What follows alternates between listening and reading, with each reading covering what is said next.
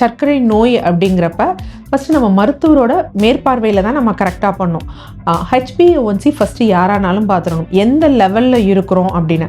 இப்போ நம்ம ஏதோ ஒரு மெத்தட் நம்ம ட்ரை பண்ணுறோம் அப்படின்னா ஒரு 1 மந்த் ட்ரை பண்ணி பார்க்கணும். ட்ரை பண்ணி டயட்டோடு சேர்த்து இது பண்ணுறப்ப லெவல்ஸ் குறைஞ்சதுன்னா ஓகே. வாக்கிங் போகிறாங்க நல்லது. அருகம்புல் ஜூஸும் கற்றாழை ஜூஸும் அதாவது நான் டயபெட்டிக் பேஷண்ட்ஸ் மட்டும் சொல்கிறேன். அவங்களுக்கு வேறு ஏதாவது காம்ப்ளிகேஷன்ஸ் இருந்ததுன்னா அது எடுக்குது. ஒரு டயபெட்டிக் பேஷண்ட் அருகம்புல் ஜூஸும் கற்றாழை ஜூஸும் எடுக்கிறதுனால சைடு எஃபெக்ட்ஸ் கிடையாது. ஆனால் அருகம்புல் ஜூஸும் கற்றாழை ஜூஸும் குடிச்சாங்கிறதுனால அவங்க பிளட் சுகர் லெவல் குறையிறதோ இல்லை அவங்க டயபெட்டிஸ் ரிவர்ஸ் ஆகிறதோ ஒருபோதும் கிடையாது. ஆவாரம் பூத்திருக்க சாவாரை கண்டதில்லை அப்படிங்கக்கூடிய ஒரு வழக்கு இருக்குது.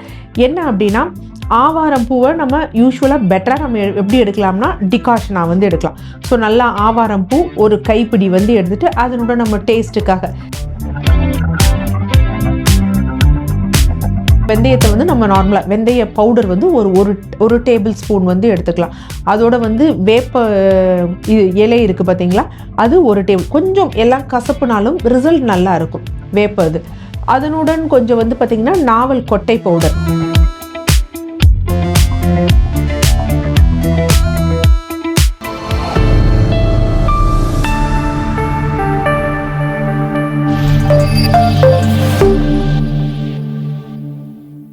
காஸ்மோ ஹெல்த் நேயர்கள் அனைவருக்கும் வணக்கம். இன்றைய நிகழ்ச்சியில ஆரோக்கியம் குறித்த நம்முடைய சந்தேகங்களுக்கு விளக்கம் கொடுக்கறதுக்காக ட்ரெடிஷனல் கேர் ஹாஸ்பிட்டல்ல இருந்து டாக்டர் ராஜலட்சுமி அவர்கள் நம்ம கூட இணைந்திருக்காங்க. தொடர்ந்து நிறைய விஷயங்கள் பேசலாம்.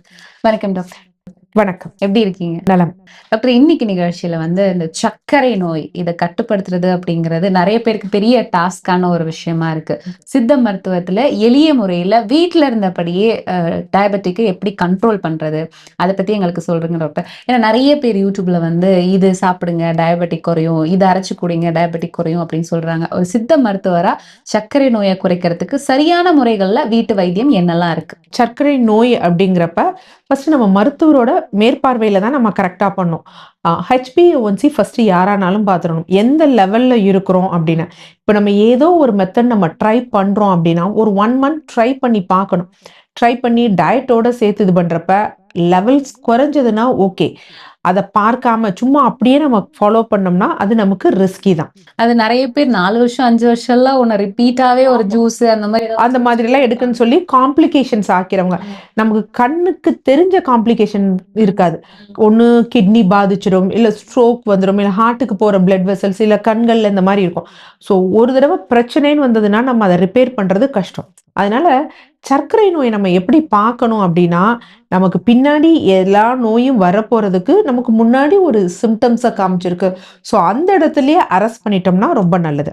பட் இருந்தாலும் சில உணவு முறைகள் இருக்கு நீங்க சொல்ற மாதிரி. அதை நம்ம கொஞ்சம் எடுத்தோம் அப்படின்னா மருத்துவ முறைகளோட உணவு முறைகளோட சேர்ந்த இந்த ஒரு டிப்ஸ் மாதிரி, அதை ஆக்சுவலாக டிப்ஸ்ன்னு நம்ம சொல்ல முடியாது, அது நம்ம குக்கிங்க்கு தான் இது பண்ணோம். ஒரு சப்ளிமெண்ட் விஷயமா நம்ம பண்ணோம் அப்படின்னா நமக்கு நல்ல ஒரு பலன் தரும். ஓகே. இல்லை முக்கியமா என்னோட சந்தேகம் என்ன அப்படின்னு பார்த்தீங்கன்னா நிறைய பேர் இன்னைக்கு நம்ம வாக்கிங் போகிறது பார்க்க முடியும். இப்போ காலையில் டைம்லாம் பார்த்தோம்னா ஒரு பார்க்கில் யாராவது வாக்கிங் போகிறாங்கன்னா வாக்கிங் முடிச்சுட்டு வெளியே ஜூஸ் கடை வச்சிருப்பாங்க. அங்கே இந்த அருகம்புல் ஜூஸு, கற்றாழை ஜூஸு, இந்த மாதிரிலாம் நிறைய சுகர் பேஷண்ட் எடுக்கிறத நம்மளால பார்க்க முடியுது. நிறைய பேர் இதை பற்றி பொதுவெளியில பேசுறதும் உண்டு. இந்த மாதிரி கற்றாழை ஜூஸும் அருகம்புல் ஜூஸும் குடிக்கிறதுனால டயபெட்டிக் கண்ட்ரோல் ஆகுமா டாக்டர்? வாக்கிங் போகிறாங்க நல்லது. அருகம்புல் ஜூஸும் கற்றாழை ஜூஸும் அதாவது நான் டயபெட்டிக் பேஷண்ட்ஸ் மட்டும் சொல்கிறேன். அவங்களுக்கு வேறு ஏதாவது காம்ப்ளிகேஷன்ஸ் இருந்ததுன்னா அது எடுக்குது. ஒரு டயபெட்டிக் பேஷண்ட் அருகம்புல் ஜூஸும் கற்றாழை ஜூஸும் எடுக்கிறதுனால சைடு எஃபெக்ட்ஸ் கிடையாது. ஆனால் அருகம்புல் ஜூஸும் கற்றாழை ஜூஸும் குடிச்சாங்கிறதுனால அவங்க பிளட் சுகர் லெவல் குறையிறதோ இல்லை அவங்க டயபெட்டிஸ் ரிவர்ஸ் ஆகிறதோ ஒருபோதும் கிடையாது. ஏன்னா ஒவ்வொன்றும் அவங்களுக்கு எந்த மாதிரி இருக்குது அப்படிங்கிறது இருக்குது. எடுக்கிறதுனால பாதிப்பு கிடையாது. ஆனா அதே நேரத்துல என்னன்னா கொஞ்சம் ஆவாரம் பூ. ஸோ அது பார்த்தீங்கன்னா நம்ம டீ மாதிரி நம்ம எடுக்கணும். சுகர் எதுவும் போடாம ஆவாரம் பூ டீ எடுக்கிறப்ப பெனிஃபிட், சுகரோட டைரக்ட் பெனிஃபிட் இருக்கும். பட் கற்றாழையும் அருகம்புல்லும் எடுக்கும் பொழுது பிளட் சுகர் லெவலை டைரக்டா குறைக்கக்கூடிய பெனிஃபிட்ஸ் இருக்கா அப்படின்னா கிடையாது. ஓகே. இந்த ஆவாரம் பூவை நம்ம எப்படி பயன்படுத்தலாம் டாக்டர்? ஆவாரம் பூத்திருக்க சாவாரை கண்டதில்லை அப்படிங்கக்கூடிய ஒரு வழக்கு இருக்கு. என்ன அப்படின்னா, ஆவாரம் பூவை நம்ம யூஸ்வலா பெட்டரா நம்ம எப்படி எடுக்கலாம்னா டிகாஷனா வந்து எடுக்கலாம். ஸோ நல்லா ஆவாரம் பூ ஒரு கைப்பிடி வந்து எடுத்துட்டு அதனோட நம்ம டேஸ்ட்டுக்காக சீரகமோ சோம்போ மிளகோ மல்லியோ போட்டுட்டு மிக்சியில் ஒரு 1-2 பல்ஸ் வச்சுட்டு ஒரு 2 இல்லைன்னா 2 கிளாஸ் தண்ணி ஊற்றி நல்லா பெரிய கிளாஸ் அப்படின்னு சொல்றது ஒரு 250 ml. அதுனா பாயில் பண்ணி அப்போ 500 இருக்கு பார்த்தீங்களா, பாயில் பண்ணி ஒரு 150 ml வந்தோடனே ஃபில்டர் பண்ணி வந்து எடுத்துக்கணும். ஆனா இங்க என்ன விஷயம்னா இது நல்ல இது தரும். ஆக்சுவலா ஆவாரம் பூ டைப் 2 டயபெட்டிஸ் இன்சுலின் ரெசிஸ்டன்ஸ்க்கு ரொம்ப நல்ல பலன் தரக்கூடிய ஒரு விஷயம். ஆனா இதை ஃபில்டர் பண்ணி குடிச்சிட்டு அதுல நான் தேனை போட்டு குடிக்கிறேன், சர்க்கரையை போடுறேன், நாட்டு சர்க்கரையை போடுறேன், சர்க்கரை போட மாட்டாங்க, அது ஒரு விழிப்புணர்வு வந்துருச்சு. இருந்தாலும் நான் தேன் போடுறேன், சுகர் போடுறேன், இது பனவெல்லம் போடுறேன், நாட்டு வெல்லம் போடுறேன், நாட்டு சர்க்கரை போடுறேன் அப்படிங்கிறதுல அதெல்லாம் எதுவும் எடுக்கக்கூடாது. பிளைனா இதை மட்டும் வந்து எடுத்துக்கணும். காலையில எடுத்துக்கணும். எம்டி ஸ்டமக்ல எடுக்கிறது தான் நல்லது.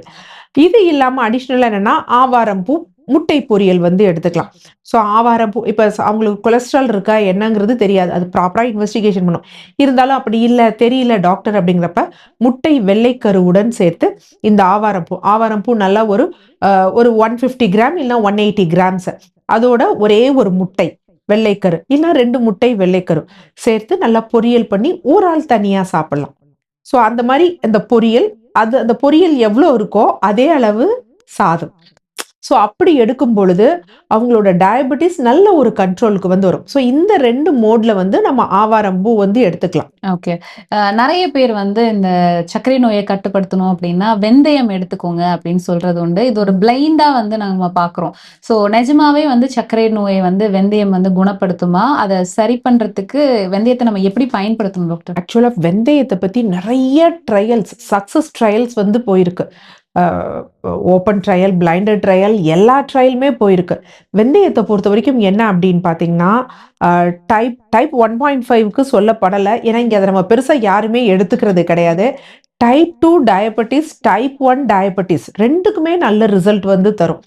அதே மாதிரி ஃபாஸ்டிங் பிளட் சுகர் லெவலை குறைக்கிறதும் பிபி ஒரு 2 மணி நேரம் கழிச்சு பிளட் சுகரை குறைக்கிறதுலையும் நல்ல ரிசல்ட் வந்து இருக்கு. ஸோ இந்த வெந்தயம் எப்படி எடுக்கலாம் அப்படின்னு வந்து பார்த்தீங்கன்னா நார்மலா வந்து வெந்தயத்தை வந்து முளைக்கட்டி வந்து எடுக்கலாம். எவ்வளோ வெந்தயம் அப்படின்னா ஒரு 10 கிராம் வெந்தயம். ஸோ 10 கிராம் வெந்தயத்தை காலையில ஊற வச்சுட்டு இரவு வந்து இது பண்ணி வச்சுட்டு காலையில முளைக்கட்டி இருக்கு பார்த்தீங்களா, அந்த முளைக்கட்டிய வெந்தயத்தை நம்ம சாலட் மாதிரி செஞ்சு சாப்பிடலாம். அதாவது இது ஃபுட்டா காலையில இந்த வெந்தயம் சாலட், ஒரு கிரீன் டீயோ மல்லி டீயோ லெமன் டீயோ அந்த மாதிரி வந்து எடுக்கணும். இந்த வெந்தயத்தை இருந்ததை எடுத்துட்டு அதுக்கப்புறம் வந்து பார்த்தீங்கன்னா நம்ம அதிகமாக கார்போஹைட்ரேட் இருக்கக்கூடிய ஃபுட்ஸ் எடுத்தோம்னா பிரயோஜனம் கிடையாது. இது ஒரு சாலடாக எடுக்கலாம். நமக்கு இப்போ இந்த வெந்தயத்தில் வந்து பார்த்தோம் அப்படின்னா யூஸ்வலா டயபெட்டிஸ்க்கு தேவையான எல்லா சத்துக்களும் இருக்கக்கூடியது ஒன்றுனா அது வெந்தயம் தான். அது யூஸ்வலாகவே வெந்தயம் நம்ம பல தடவை வந்து பேசியிருக்கோம். அயன் கண்டென்ட் இருக்கு, அதனுடன் வந்து பார்த்தீங்கன்னா விட்டமின் சி இருக்கு. எங்க விட்டமின் சியும் அயனும் சேர்ந்து இருக்கோ அப்சார்ப்ஷன் நல்லா இருக்கும். 2 பேருமே எப்பவுமே ஒரு நல்ல ஃப்ரெண்ட்ஸ். ஸோ ஒரு நல்ல பலன் தரும். அது மாதிரி இந்த டயபெட்டிக் பேஷண்ட்ஸ்க்கு பெரிய சத்து குறைபாடுனா விட்டமின் பி, அது என்னதான் சாப்பிட்டாலும் உடம்புல ஒட்டாது. ஸோ அதுவும் இதுல நல்ல சோர்ஸா இருக்கு. அதனால இந்த மைக்ரோ நியூட்ரியன்ஸும் அதுல நிறைய இருக்கு. ஸோ அதனால என்னன்னா இந்த முளைக்கட்டிய வெந்தயம் அந்த மாதிரி வந்து நம்ம எடுத்துக்கலாம். சில ரிசர்ச்சர்ஸ் என்ன சொல்லப்படுது அப்படின்னா ஒரு நாளைக்கு 100 கிராம் வெந்தயம், நான் அப்படியே கிடையாது, எல்லா ஃபுட்டோடையும் கொஞ்சம் கொஞ்சமா, இப்போ ஒரு மோர் குடிக்கிறோமா அதுல ஒரு 2 டீஸ்பூன் வந்து வெந்தயம் பொடி பண்ணி அந்த மாதிரி ஒரு முட்டை பொரியல் செய்யறோமா அதுல மேல ஸ்ப்ரிங்கிள் பண்ணி, ஒரு கஞ்சி செய்யறோமா வெந்தயம் போட்டு, பார்லி கஞ்சி செய்யறோமா அதுல வெந்தயம் போட்டு சேர்த்து, இந்த மாதிரி ஒரு நாளைக்கு 100 கிராம் இப்படி எடுத்தோம் அப்படின்னா நம்மளோட பிளட் சுகர் லெவல் நல்ல ஒரு கண்ட்ரோல் ஆகி HbA1c குறையப்படுது அப்படிங்கிறது ஆராய்ச்சி தகவல் தெரியுது. அதே மாதிரி மதிய உணவு உண்ட பிறகு 10 கிராம் வெந்தயம் வந்து நம்ம எடுத்தோம் அப்படின்னாலும் அதுவும் நமக்கு நல்ல ரிசல்ட் தருது.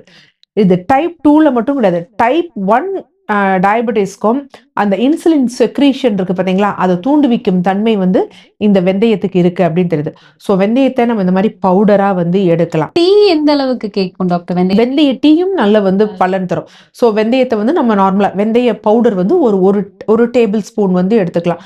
அதோட வந்து வேப்ப இலை இருக்கு பார்த்தீங்களா, அது ஒரு டேபிள். கொஞ்சம் எல்லாம் கசப்புனாலும் ரிசல்ட் நல்லா இருக்கும் வேப்ப இது.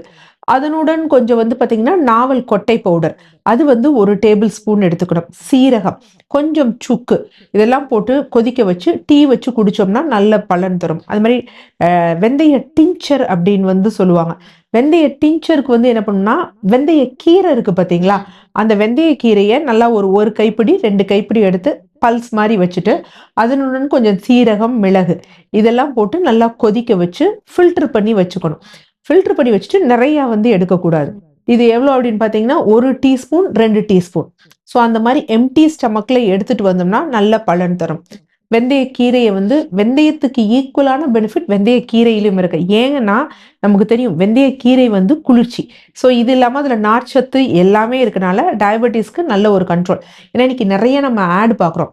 சுகரா நீங்கள் வந்து உங்கள் ஃபுட்டில் இருக்குங்கிறத பார்க்குறத விட நார்ச்சத்து உங்கள் ஃபுட்டில் இருக்கா அப்படின்னு. ஸோ அது வந்து வெந்தய கீரையில் வந்து இருக்கு. ஸோ இப்போ நம்ம ஒரு சப்பாத்தி இந்த மாதிரி செய்கிறோமா, அப்போ அதனுடன் வெந்தயக்கீரை சேர்த்து சப்பாத்தி செய்கிறது. ஸோ இந்த மாதிரிலாம் பண்ணோம் அப்படின்னா நமக்கு நல்ல பலன் தரும் வெந்தயம்.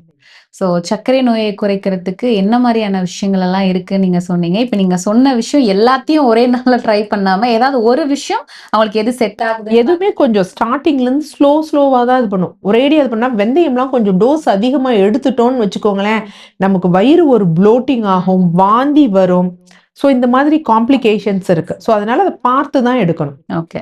ஸோ இவ்வளோ நேரம் சர்க்கரை நோயை குறைக்கிறதுக்கு என்ன மாதிரியான உணவு முறைகள், வாழ்வியல் முறைகள்லாம் இருக்கு அப்படின்றத பத்தி நிறைய விஷயம் எங்களுக்காக ஷேர் பண்ணீங்க. ரொம்ப நன்றி டாக்டர். நன்றி.